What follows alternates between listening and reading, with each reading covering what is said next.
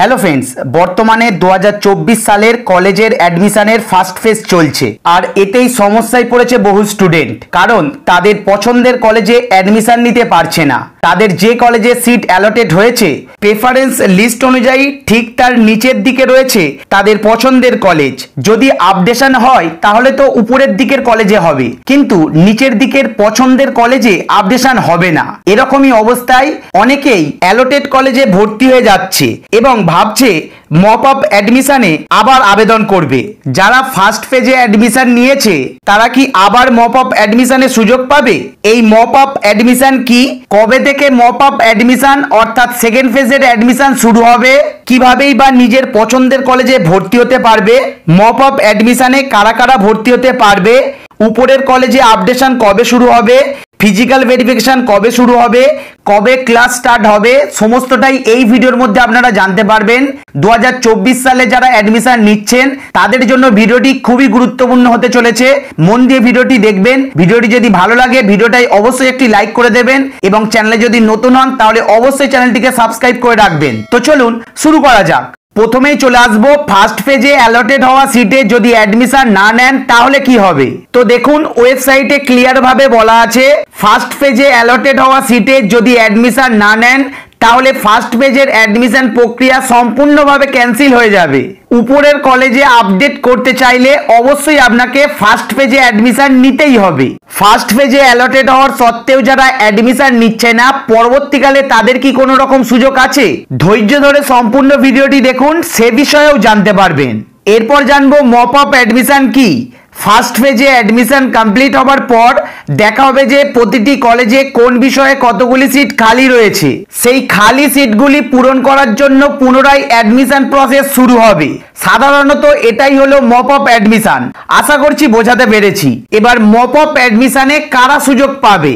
Fresh candidate, অর্থাৎ কোনো কারণে যারা এই পোর্টালে রেজিস্ট্রেশন এবং অ্যাডমিশন প্রক্রিয়ায় অংশগ্রহণ করতে পারেনি তারা সেকেন্ড ফেজ অর্থাৎ মপ আপ অ্যাডমিশন রাউন্ডে তারা নাম রেজিস্ট্রেশন করতে পারবে। এবং ফার্স্ট ফেজে যাদের ফার্স্ট লিস্ট এবং সেকেন্ড লিস্টে কোনো কলেজের নাম অ্যালটেড হয়নি তারাও মপ আপ অ্যাডমিশন রাউন্ডে পার্টিসিপেট করতে পারবে। আর যাদের ফার্স্ট ফেজে সিট অ্যালটেড হয়েছে এবং অ্যাডমিশন নিয়ে নিয়েছে কিন্তু পরবর্তীকালে অ্যাডমিশন ক্যান্সেল করে দিয়েছে তারা, এবং যাদের সিট অ্যালটেড হওয়ার সত্ত্বেও ফার্স্ট ফেজে অ্যাডমিশন নেয়নি তারাও মপ আপ অ্যাডমিশন রাউন্ডে পার্টিসিপেট করতে পারবে। যাদের ফার্স্ট ফেজে সিট অ্যালটেড হয়েছে, অ্যাডমিশনও নিয়েছে, পরবর্তীকালে অ্যাডমিশন ক্যান্সেল করে দিয়েছে, যাদের অ্যালটেড হয়েছে কিন্তু অ্যাডমিশন নেয়নি তাদের ক্ষেত্রে একই রেজিস্ট্রেশনে প্রেফারেন্স লিস্টটাকে চেঞ্জ করে তারা অ্যাপ্লাই করবে। নতুন করে আর তাদের রেজিস্ট্রেশন করতে হবে না।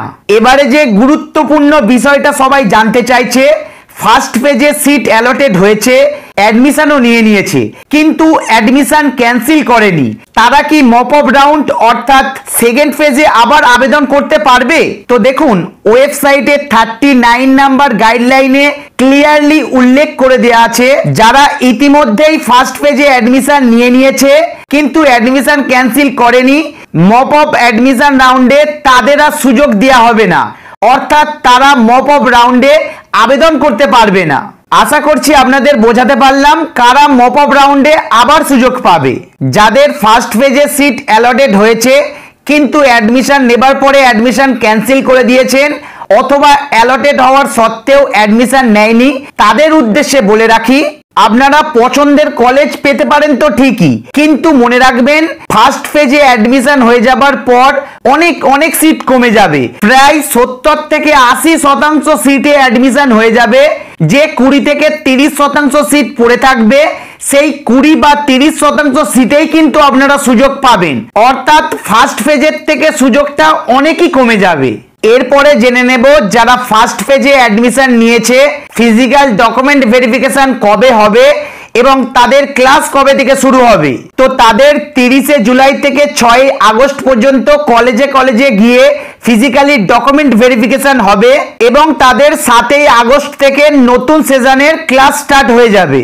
যারা ফার্স্ট পেজে অ্যাডমিশন নিয়েছেন তাদের আপগ্রেড লিস্ট অর্থাৎ সেকেন্ড লিস্ট বেরোবে জুলাইয়ের 23 তারিখে এবং জুলাইয়ের 23 তারিখ থেকে 26 তারিখ পর্যন্ত আপগ্রেড করার সুযোগ পাবেন।